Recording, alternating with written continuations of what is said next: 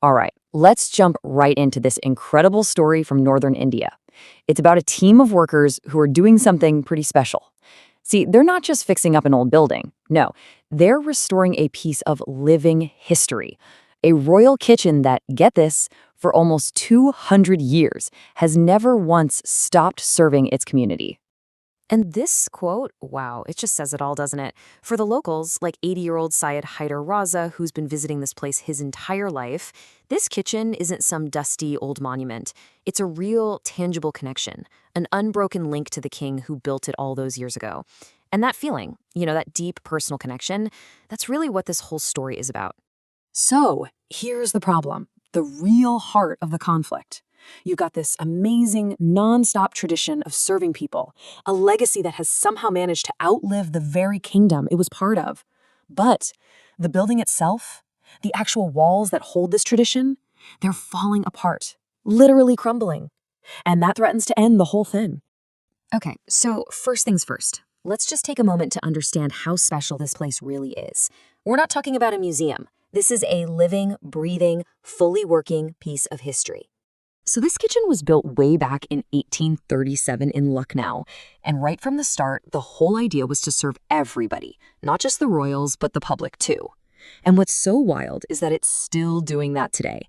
I mean, the kingdom of Awad, that's ancient history now. But this kitchen, it just keeps going, feeding thousands of people during Ramadan and Muharram.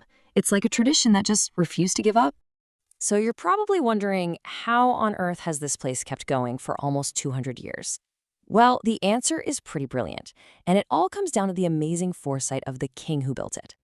Okay, just look at that number. 3.6 million rupees. Now, you gotta put that in perspective. We're talking 1839 here. That amount of money back then was just astronomical, absolutely massive. And the king, Muhammad Ali Shah, he didn't just spend it. No, he did something way smarter. He invested it to create a fund that would last forever. And here's how he did it. It was honestly a stroke of genius. He basically created a trust with the East India Company. That huge 3.6 million rupee fund, it just sits there earning interest. And that interest is what pays for everything. All the food, all the operations, you name it. And the best part? A trust still runs this exact same model today, making sure the king's promise is kept, centuries later. So the money side of things was rock solid. Genius, really. But the building itself, the actual physical foundation,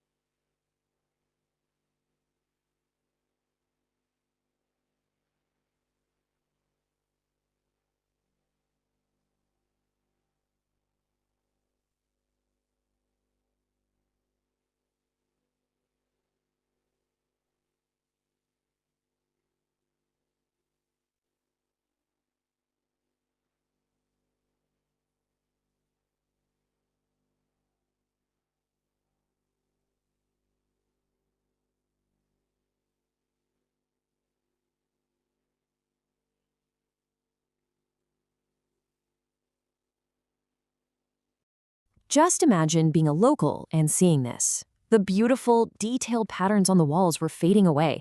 Plaster was just peeling right off. Walls were cracking. And I mean, parts of the floor were literally starting to cave in. The iconic brickwork, the very thing that made the building so unique, was just falling apart.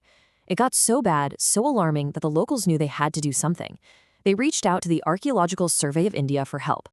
And when the experts came in, they didn't just want to slap some cement on it and call it a day. Oh no, the mission was way bigger than that. The goal was to restore the kitchen using the exact same methods and materials that were used almost 200 years ago. And their dedication to getting it right is just mind-blowing. They're not using modern bricks, of course not. They're using these special bricks called Legacy bricks. They're these thin, burnt clay bricks that are totally typical of the original architecture. See, if they used anything else, it would basically ruin the building's historical soul. Okay, and if you thought that was cool, it gets even better. To stick those bricks together, they didn't just buy a bag of mortar.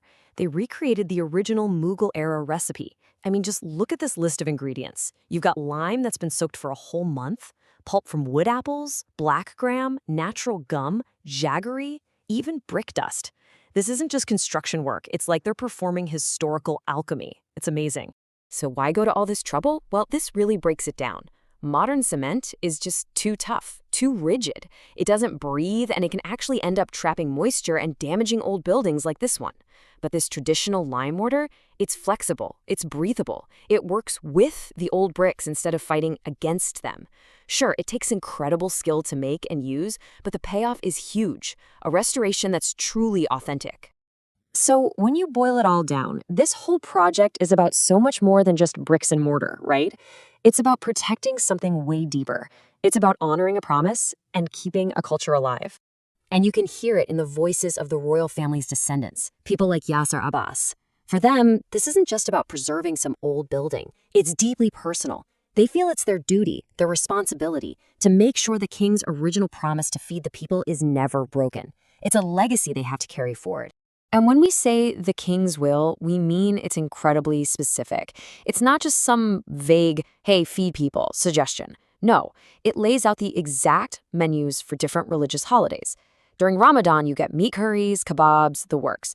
But for the first few days of Muharram, it's a simple vegetarian meal. The will even gets into the weight and quality of the food, and they still follow those instructions to the letter today. It's unbelievable. And here's one final bit of absolute genius from the king. He didn't just build one kitchen, he built two, a perfectly symmetrical, identical pair. And why is that so clever? Because it means that while one kitchen is being carefully restored, the other one can keep on cooking. The 200-year-old tradition of serving food never has to stop, not even for a single day. Which really leaves us with a big, powerful question to think about, doesn't it? This whole project, it's not just about saving an old building. It's about saving the living, breathing soul inside of it. It really makes you think, when we try to preserve our history, how do we make sure we're not just creating dusty museums? How do we protect the living, vibrant traditions that are what give these old places their real heart and meaning?